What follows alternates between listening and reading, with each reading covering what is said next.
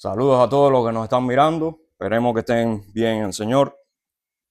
Y hoy estamos en la porción 110 ya. Y vamos a estar hablando de un tema crucial en el Evangelio y en toda la Biblia en general.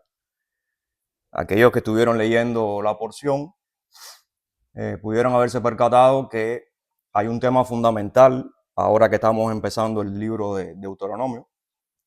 Y va a ser el tema de estas recapitulaciones que Moisés va a estar haciendo sobre la infidelidad de Israel en todo este territorio del desierto, en toda esta transición que hubo en el desierto.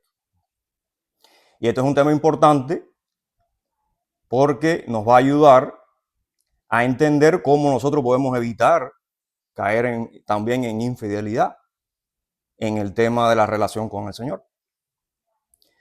Ahora, una pregunta interesante, cuando hablamos de la infidelidad, en este caso, sería, ¿qué tipo de infidelidad? ¿A qué sería esa infidelidad? Claro, rápidamente, la persona tenga una relación con Dios o no, va a decir, pecado o infidelidad porque voy a hacer algo que a Dios no le agrada. Pero vamos a ver cómo esa infidelidad es un poquito más delicada, es un poquito más complicada y cómo tiene tantas facetas en las que nosotros podemos caer, que lo mejor que podemos hacer es dejarnos llevar y guiar precisamente por aquellos consejos que nos dan las Escrituras. Y por otro lado, es importante que nosotros podamos también reflexionar en lo que realmente es ser fiel. Porque muchas veces decimos esa palabra demasiado a la ligera sin comprender realmente esa fidelidad. Yo estaba conversando en estos días y hablábamos, por ejemplo, una de esas facetas de esa fidelidad y que tiene que ver mucho con lo que tú percibes o lo que tú consideras que tú eres. O sea, lo que te identifica a ti. Y por ejemplo, hoy en día, en la modernidad, la persona se va a identificar ¿con qué? Principalmente. Con el lugar donde él nació, por ejemplo. Ahora a ti te preguntan, ¿con qué tú te identificas?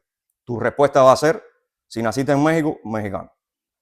Si naciste en Cuba, cubano. Y si naciste en la tuna, muchacho, tunera, cuidado que eso nada de Holguín.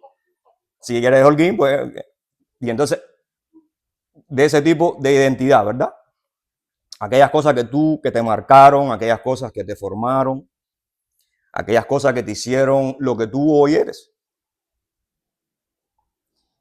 Interesantemente, cuando venimos al Evangelio, Jesús dice una cosa importante, hay que volver a nacer. Desgraciadamente, en esta modernidad de que todo se vale o tú puedes interpretar lo que tú quieras y la opinión tuya es la que vale, cuando eso en ningún lado es así. Pero bueno, hoy en la modernidad, el posmodernismo, se basa en que todas las opiniones valen y hay que tenerlas en cuenta. Inclusive la gente te dice, no, porque tú tienes que respetar mi opinión.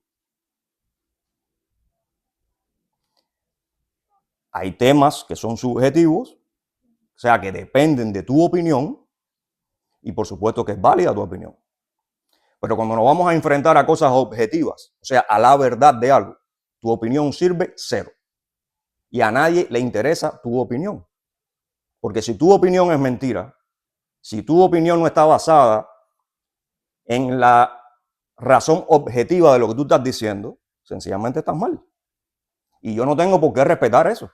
Yo te respeto a ti de que porque no digas la verdad no te voy a arrancar la cabeza. En ese sentido yo te respeto. O sea, tú dices una mentira, yo no te voy a arrancar la cabeza por eso. Ese es tu problema y yo no puedo hacerte nada. Lo más que puedo hacer es tratar de persuadirte para que tú entiendas la verdad. Entonces, en ese sentido te voy a respetar, pero yo no tengo por qué analizar tu mentira, ni entenderla, ni tratar de buscarle la quinta pata al gato, como decimos en Cuba. O sea, tratar de buscarle la lógica que no tiene. Porque si es mentira, no tiene lógica. Es mentira. ¿Qué pasa? Que hay situaciones y hay temas complejos que llevan un poquito más de análisis y que no son tan evidentes que es mentira. Pero cuando lo son, ya tu opinión no vale. Tú puedes decir lo que tú quieras, ¿verdad? Entonces, las cosas con Dios dependen mucho de esto. Y por eso el tema del absoluto moral y el tema de que Dios es la fuente de todo, es el creador. Y lo que eso significa es que Él es el absoluto moral y el absoluto de la verdad absoluta. Absolutamente hablando, y podemos ponerle redondeos todo lo que usted quiera, porque así es como debería ser visto. Dios es el creador, está por encima de todo. No es limitado, no es creado. Y nosotros fuimos hechos a imagen y semejanza de Él. Por lo tanto, es el patrón absoluto de todo. Y esa verdad no depende de la opinión de nadie. Si usted no quiere creer esa verdad, ok, perfecto, es su problema.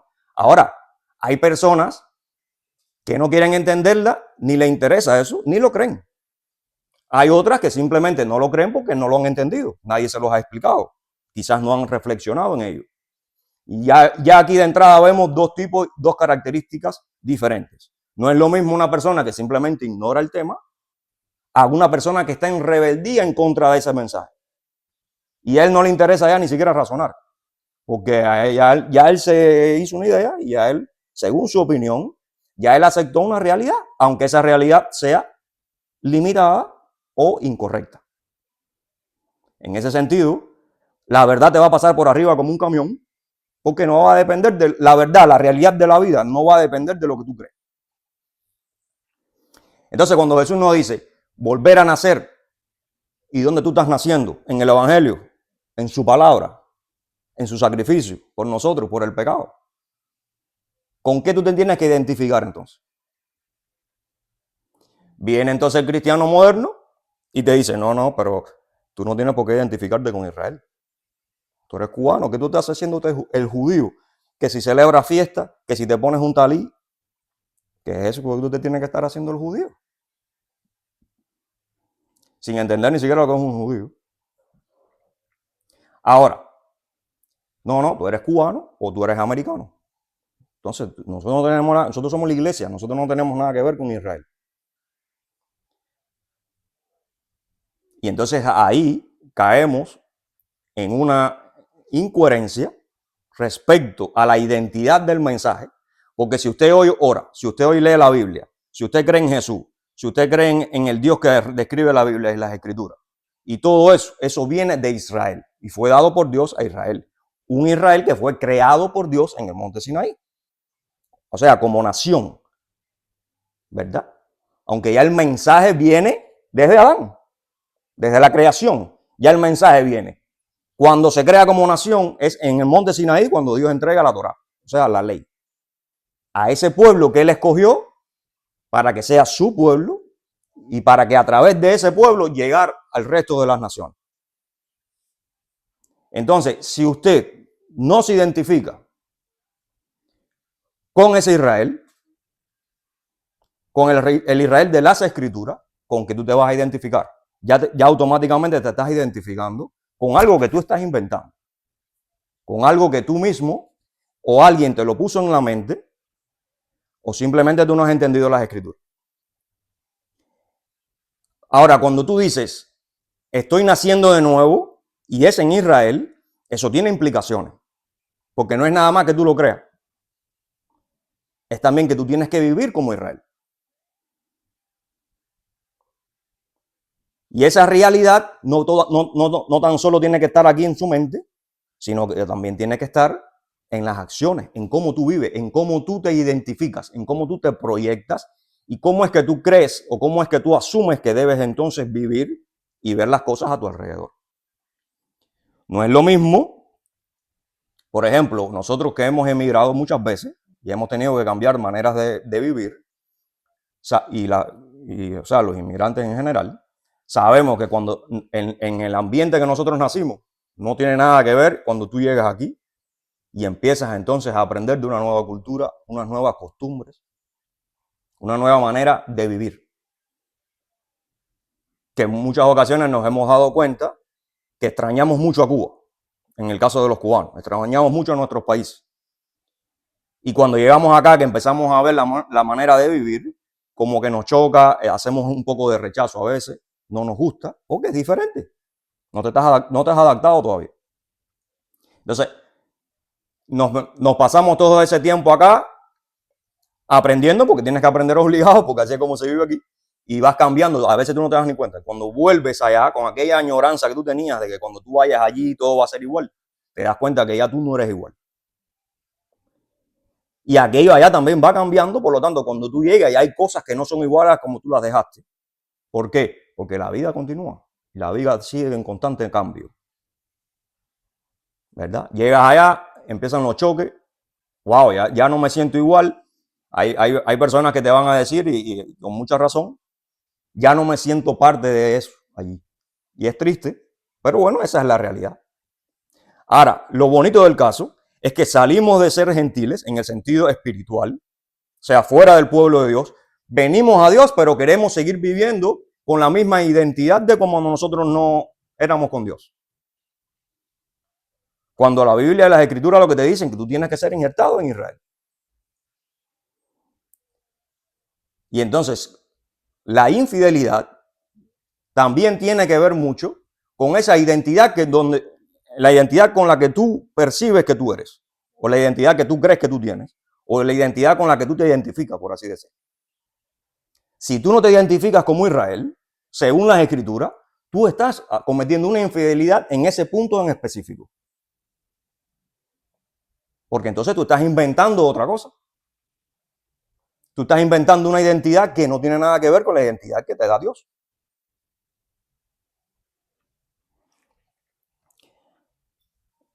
Entonces, para hablar un poquito más de este tema, en la porción estaba el Proverbios 7.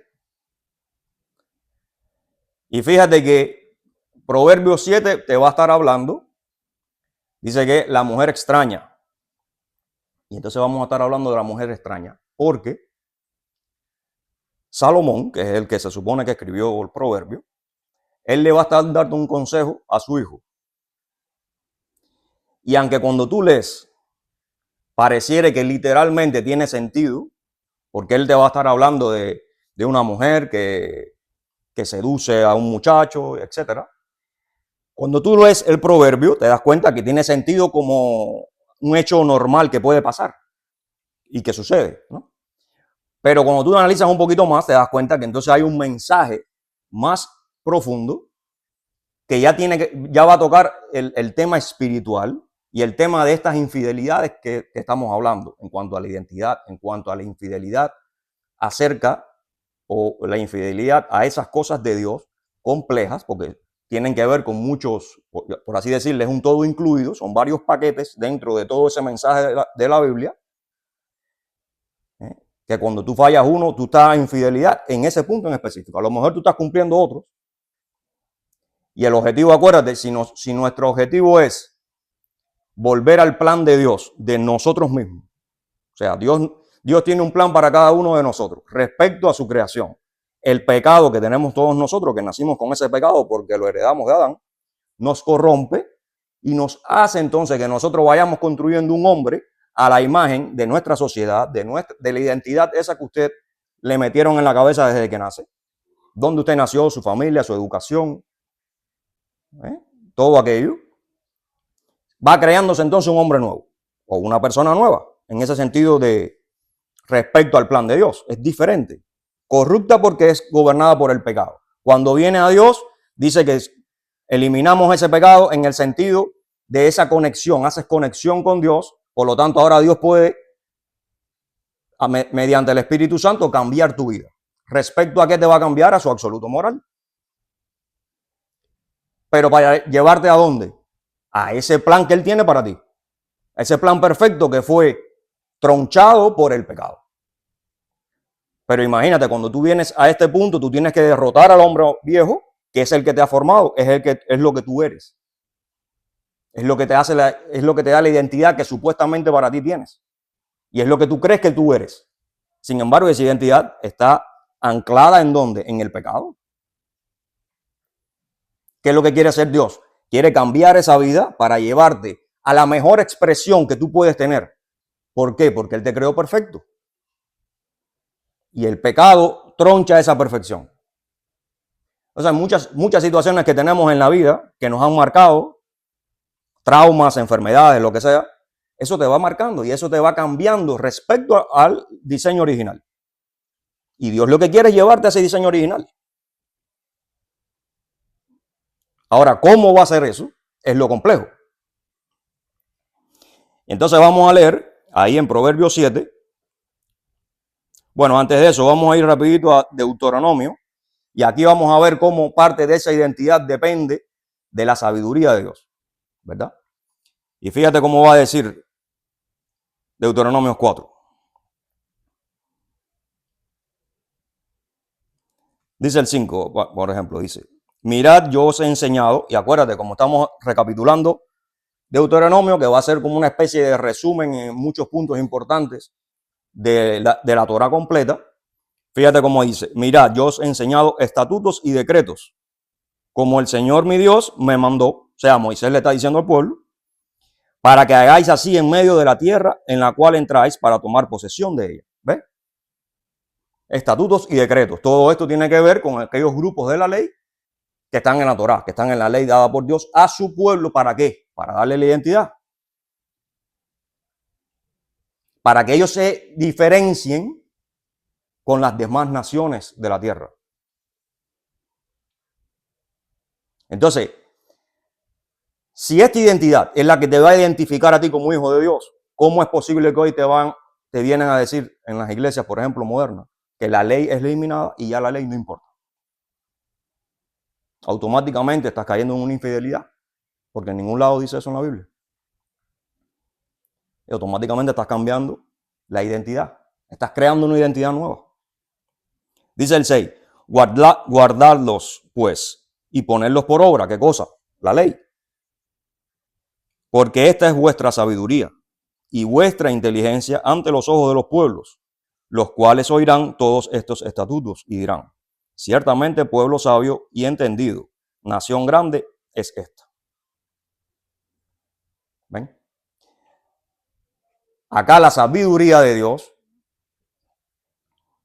y esa inteligencia ante los ojos de los pueblos es que a través de la Torah, de la ley, de la identidad que Dios nos va a dar, entonces nosotros podemos ser diferentes y crear nuestra identidad en correspondencia y en diferencia con el resto de los pueblos, con el resto de las costumbres. Si volvemos entonces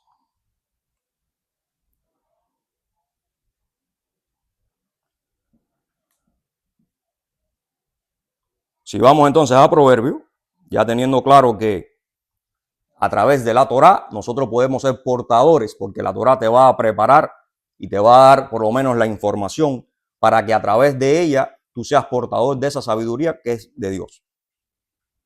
¿Por qué es importante? Porque la sabiduría de Dios, ¿de quién es? Del Eterno, del Creador. Nosotros como seres humanos tenemos sabiduría. Tenemos la capacidad de ser sabios. Tenemos la capacidad de crear conocimiento, de analizar, de pensar. Pero siempre va a estar limitada. Y esa va a ser la diferencia entre la sabiduría de cada uno de nosotros respecto a la sabiduría de Dios. Nosotros somos sabios o tenemos la capacidad de ser sabios, pero es limitada. Y depende de la construcción que te han hecho a ti a través de tu vida, de la información que tú tienes. Muchas veces sabemos que nos creemos muy sabios en nuestra propia opinión y después nos damos cuenta a medida que podemos aprender algo que estábamos mal o que esa opinión no era correcta. Ya de entrada, cuando tú vienes al Señor, es porque todo lo anterior estuvo mal. Y tú te diste cuenta de eso. Te abrieron los ojos espirituales. Ahora vamos a analizar ese texto de Proverbios 7 y ahí nos va a dar un poquito más de información sobre este tema. Fíjate cómo empieza Salomón diciendo. Ahora acá, como te dije, vamos a estarlo leyendo literal, pero a la misma vez yo te voy a ir dando algunos puntos de lo que implica, del mensaje ese que está un poquito más profundo respecto a ese tema de la infidelidad con Dios o de la identidad con la que nosotros deberíamos analizar estas cosas espirituales. Dice, hijo mío, guardad mis razones y atesora contigo mis mandamientos. ¿Ve? O sea, Salomón empieza bien claro. Atesora contigo mis mandamientos. ¿De cuáles mandamientos? Los que dio Dios a la hora de crear a Israel como nación. Guarda mis mandamientos y vivirás.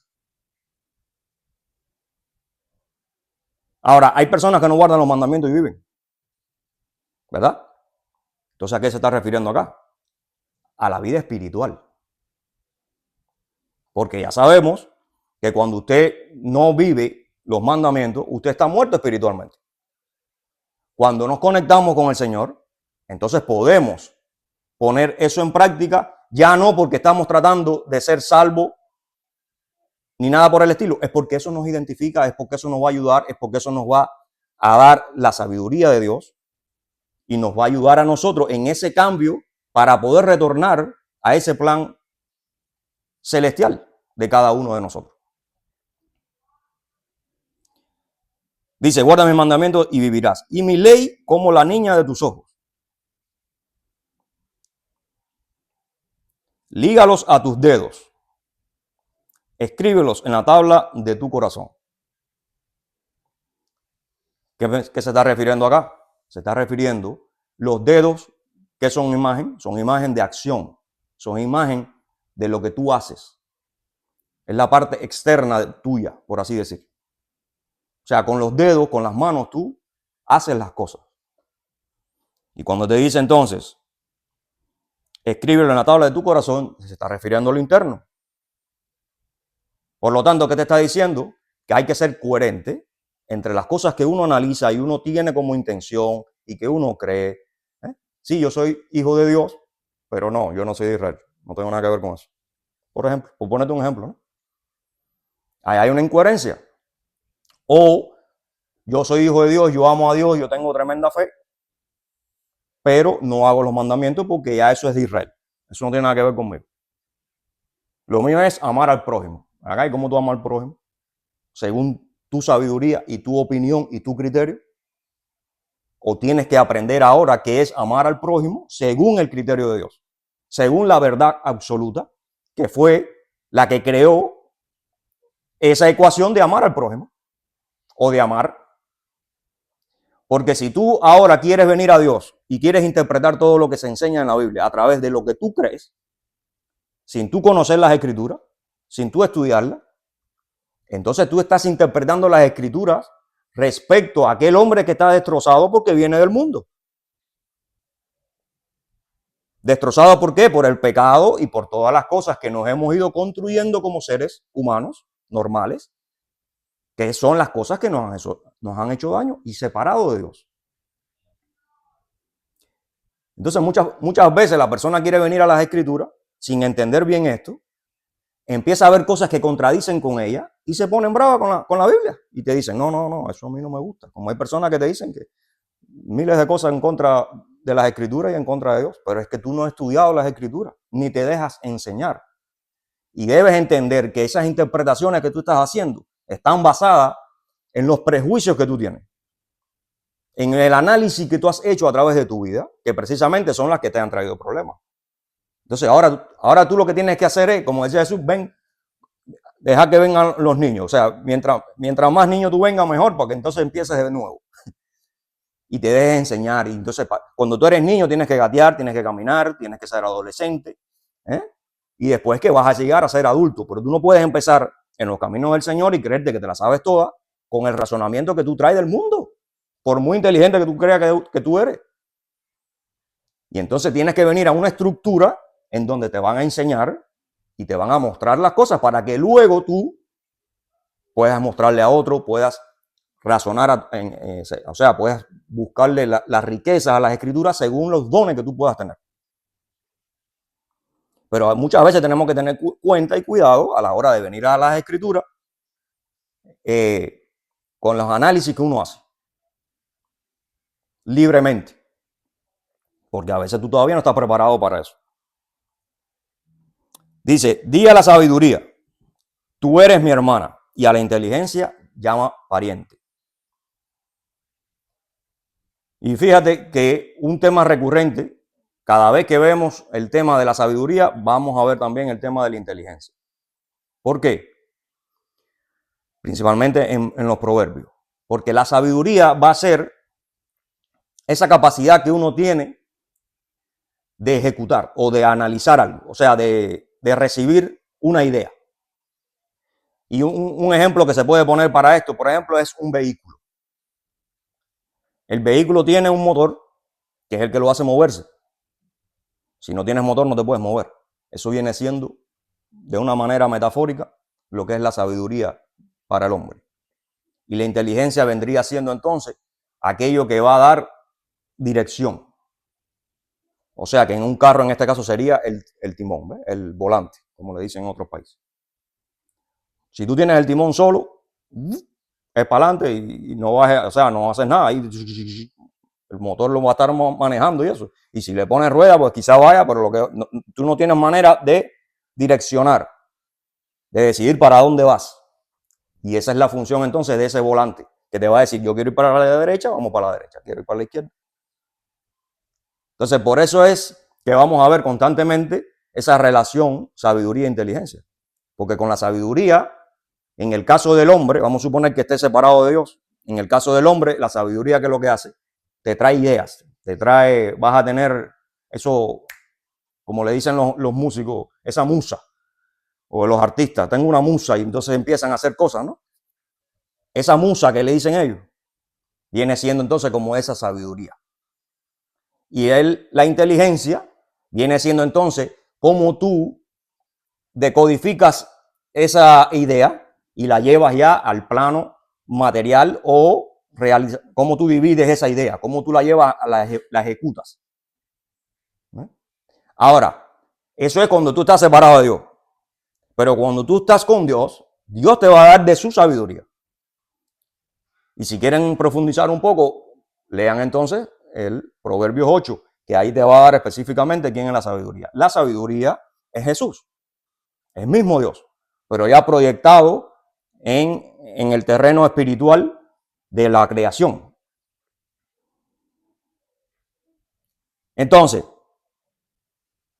como decíamos, cuando estás conectado con Dios, entonces esta sabiduría, que es lo que te va a dar esas chispas de ideas, de conocimiento que Dios quiere darte, y con la inteligencia, entonces tú la vas a razonar, la vas a analizar y le vas a dar entonces su posición exacta.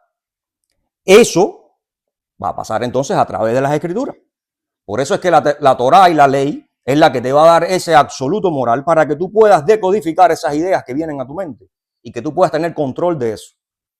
Porque si tú no las analizas, simplemente tú no vas a tener control de cómo funcionar a través de esa información que tú tienes ahora. O de esa realidad que Dios te está dando.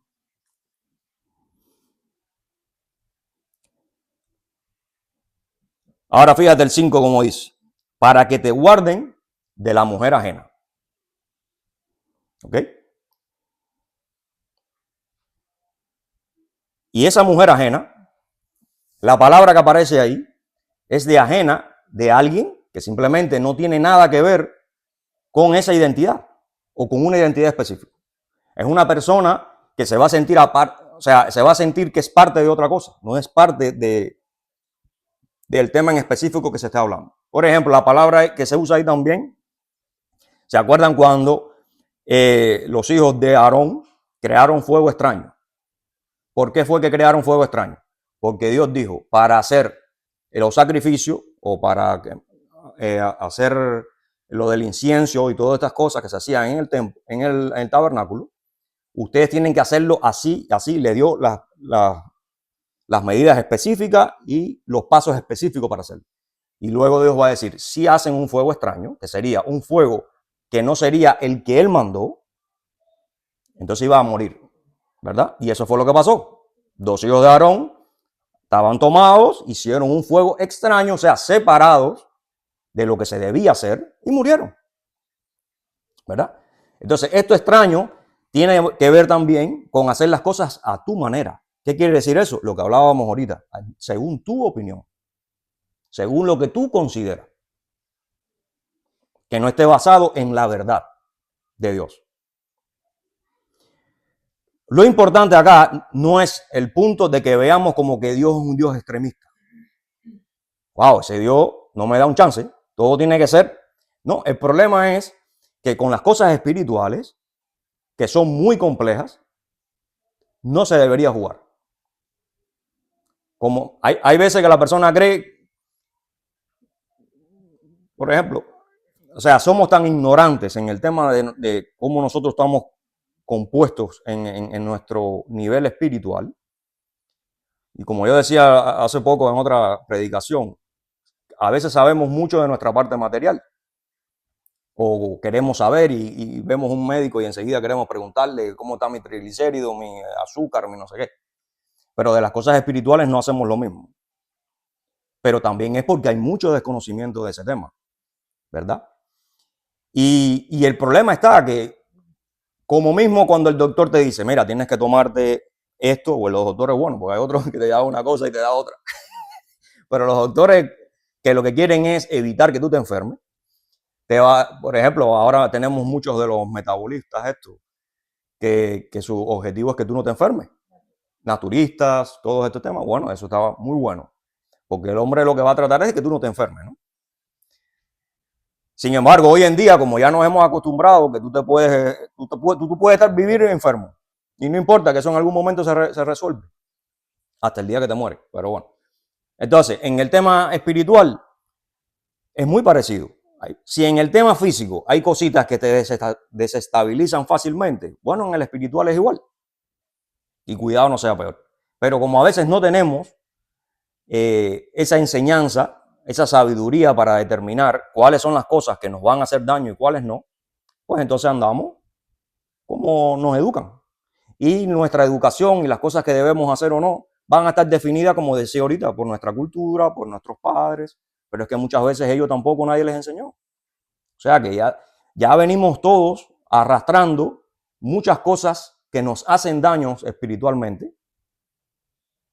Y mucha familia que nunca ha sabido nada de Cristo, nada de la Biblia.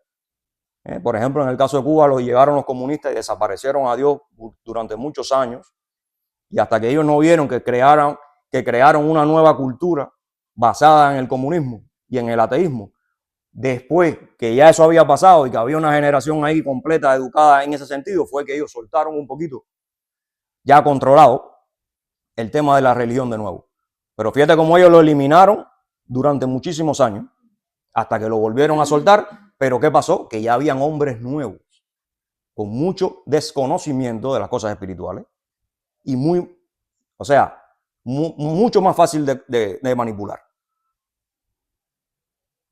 ¿Y qué es lo que pasa con esto? Que cuando tú vienes a la escritura con una mentalidad ya destruida, tú vas a buscar tu opinión acá y vas a sacar tu opinión de esto. Ya eso, aunque venga de las escrituras, no es la sabiduría de Dios. Porque para tú poder decodificar las escrituras, tiene que ser al modo de la sabiduría de Dios, no al modo tuyo. Y entonces fíjate, esa mujer extraña sería entonces esa persona que no pertenece a un punto determinado o que está haciendo las cosas diferentes a como están establecidas. Dice, para que te guarde de la mujer extraña, ajena, y de la extraña que ablanda sus palabras. Porque mirando yo por la ventana de mi casa, por mi celosía, vi entre los simples, consideré entre los jóvenes a un joven falto de entendimiento. ¿Ok? Entonces, este joven, aunque podemos verlo como un joven normal, vamos a analizarlo como Israel. ¿Ok? Y este joven falto de entendimiento no es más que un joven que está, como venimos diciendo, destruido espiritualmente. O sea, él no es capaz de decodificar las cosas de Dios. Él no tiene una estructura a la hora de analizar qué es lo que va a hacer y qué es lo que no va a hacer. Él no tiene una estructura diseñada en su mente para tomar decisiones, para saber qué es lo que le conviene y qué es lo que no le conviene. Por lo tanto, él está, como decimos en Cuba, sin cabeza.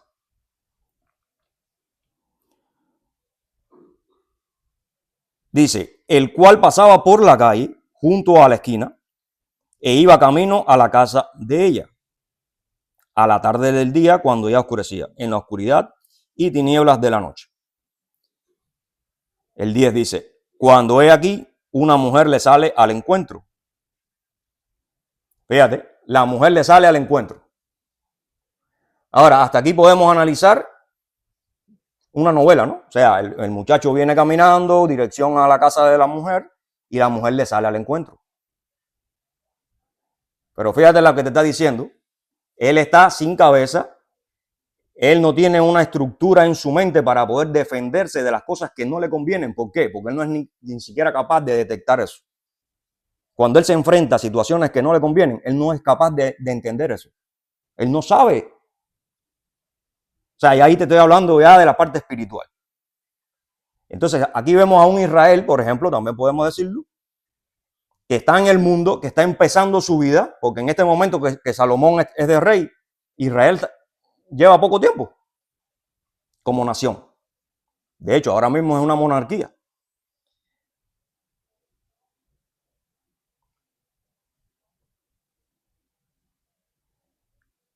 Y dice, cuando hay aquí una mujer le sale al encuentro con atavío de ramera y astuta de corazón.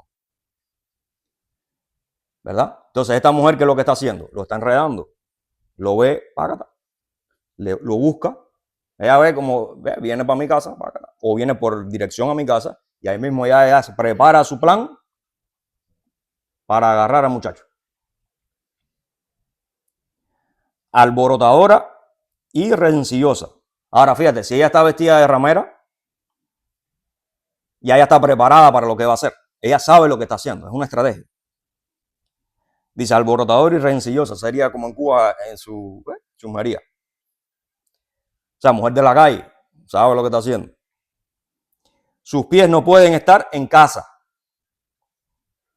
Una vez está en la calle, otras veces en la plaza. O sea, ella está donde quiera. ¿Verdad? Sí. Suelta y sin vacunar, diríamos en Cuba. O sea, ella no tiene control. Ella no tiene una responsabilidad. Ella no sabe dónde tiene que estar. No tiene cómo definir eso. Acechando por todas las esquinas. ¿Ok? Ahora bien, si a esa mujer, entonces nosotros le ponemos la imagen de todo aquello que está en contra de la fidelidad a Dios. Si nosotros le ponemos la metáfora de que esa mujer va a representar todas aquellas ideas, todos aquellos análisis, porque imagínate tú, o sea, si te pones a pensar, si hay una manera como Dios nos dice que debemos vivir, según su verdad absoluta, ¿cuántas otras maneras no hay en la vida de vivir que no sean iguales a las de Dios? ¿Cuáles son mayores? ¿Las de Dios o las del mundo? Las del mundo, porque cada persona es un mundo aquí adentro. Y cada persona hace lo que entienda según su criterio. Y ya inclusive hay análisis y pensamientos bien estructurados, que es lo que se le llama hoy religión, o ¿sabes? Algunos no son religiones, algunos son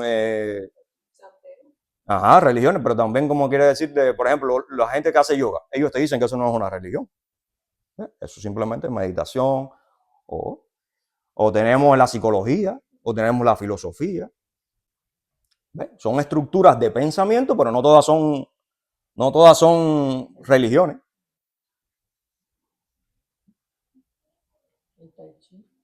Exacto, muchas de esas cosas que te van, incluso ellos dicen que a través de todo eso te van a hacer cambiar tu interior. Y te inventan ahí, hay que lograr llegar a un punto que eso es lo que te va a hacer a ti cambiar y ser diferente.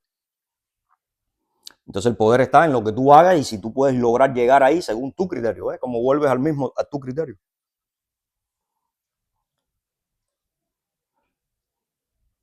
Dice entonces, cuando esa mujer, que puede ser cualquier estructura de pensamiento que va en contra de la identidad de la Biblia, en contra de Dios, sería en contra de la Torá, en contra de la sabiduría de Dios. Anda por todos lados, anda en la calle, anda en las plazas, y cuando ella agarra a una persona que no está preparado, espiritualmente para detectarla, para combatirla, ¿qué es lo que pasa? Esa idea entra ahí y te puede manipular, te puede atrapar, porque tú no estás preparado para combatir eso.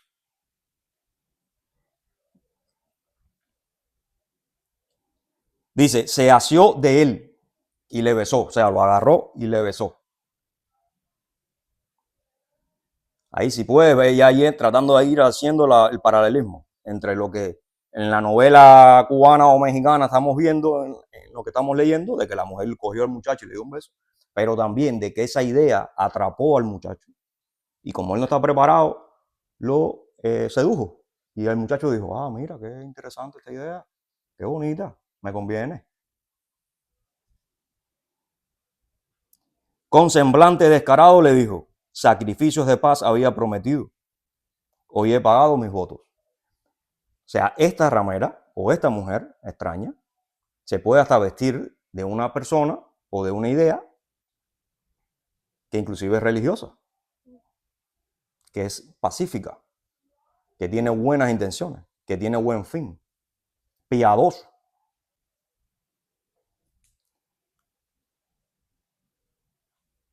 Hoy he pagado mis votos, por tanto he salido a encontrarte.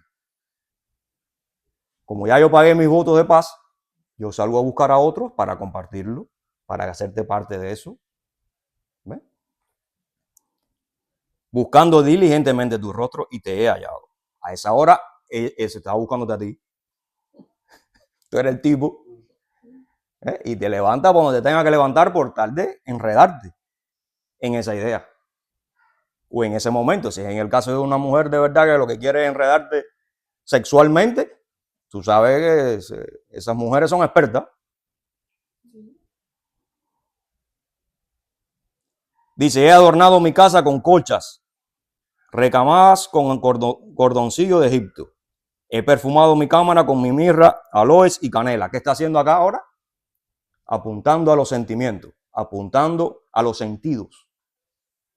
Wow, esa cama debe estar olorosa, esa cama debe estar lo máximo. O sea, estas ideas no tan solo que van a llegarte al cerebro, sino a la parte espiritual del razonamiento. O sea, al ruach, pudiéramos decir ya, la parte espiritual donde tú analizas las cosas, sino que va a llevarte para el nefesh. Te va a hacer que tú desees, que tu propia carne desee esas cosas. Ven, embriaguémonos de amores hasta la mañana, alegrémonos en amores, porque el marido no está en casa, se ha ido a un largo viaje. A esta hora ella es la víctima, el marido posiblemente la dejó, porque fíjate cómo dice, la bolsa de dinero llegó en sus manos. O sea, le está quitando la responsabilidad al muchacho. Tú no te preocupes, que a mí me parece que hasta me dejaron. Yo estoy sola, me tienen que acompañar, ¿sabes? El día señalado volverá a su casa. Ahora, aún así, ella tiene un esposo. Si tiene un esposo, entonces esta mujer es una mujer adúltera. Y aunque no encontré nada que dijera que esta mujer pudiera ser parte de Israel, simplemente es una traicionera. Pero si ella tiene un esposo y está mencionado acá, nosotros pudiéramos metafóricamente también analizar que ella está siendo infiel en este caso. Y pudiera ser parte incluso de Israel, de la parte infiel, de la parte de la mujer extraña, como mismo los hijos de Aarón. Dice el 21, lo rindió con la suavidad de sus muchas palabras, le obligó con la salamería de sus labios. Al punto se marchó tras ella, como va el buey al degolladero. ¿Eh? O sea, ella lo enreda y esas ideas son las que te enredan también. Hay ideas que no tienen nada que ver con Dios, que parecen muy bonitas, muy convincentes, pero al final te están llevando a una trampa. ¿Cuál es esa trampa? Alejarte de Dios, alejarte de su palabra, alejarte de la ley, de aquellas cosas que te van a acercar a Dios y que te van a poder hacer regresar al plan original tuyo. Que sin ese plan simplemente vas a seguir con tus problemas, con tus pecados y te van a conducir a la muerte espiritual y a la separación con Dios. Dice, y como el necio a las prisiones para ser castigado, como el ave que se apresura a la red y no sabe qué es contra su vida, hasta que la saeta traspasa su corazón. O sea, hay trampas que tú no la ves. Y ya cuando tú estás metido ahí, hay personas, por ejemplo, que están, como decían ahorita, en la santería. Y muchos de ellos te dicen que no, que eso es Dios también. ¿No? Tú llegas a un punto de involucramiento, ya de implicaciones, como pasa en la mafia, que ya tú no te puedes zafar de ahí. Ya tú no te puedes zafar de ahí. O sea, estás caminando, haciéndote el que tú estás haciendo algo correcto, que tú sí estás conectándote con Dios a tu manera, que va a llegar un punto que a veces, aunque tú quieras, ya tú no vas a poder salir de ahí. Y todo tú crees que tú estás caminando con la sabiduría de Dios, cuando es tu propia sabiduría, porque no tiene nada que ver con la identidad que Dios te provee a través de su palabra. Hasta que la saeta traspasa su corazón. 24 dice, ahora pues, hijos, fíjate ya como aquí habla de hijos, oídme y estar atentos a las razones de mi boca. No se aparte tu corazón a sus caminos, a la de la mujer extraña, a las de esas ideas que no tienen nada que ver. No te dejes confundir, no te dejes desviar del camino correcto. No hierres en sus veredas, porque a muchos ha hecho caer heridos, y aún los más fuertes han sido muertos por ella. O sea, aún los más fuertes, ¿quiénes son? Los justos, los que han estado firmes con Dios. ¿Por qué? Porque se ponen a inventar, se ponen a querer buscar más de la cuenta, y ahí tenemos el caso de los gnósticos. Los gnósticos querían hacerse lo más inteligente que nadie, lo que ellos podían entender y buscarle la quinta pata al gato a su manera, y ahí vimos cómo se descarriaron completamente, que fueron uno de los grupos que más afectaron al cristianismo en los primeros años. Y hasta el día de hoy vemos cuáles son las consecuencias de eso. Dice, camino al Seol en su casa, que conduce a las cámaras de las muertes.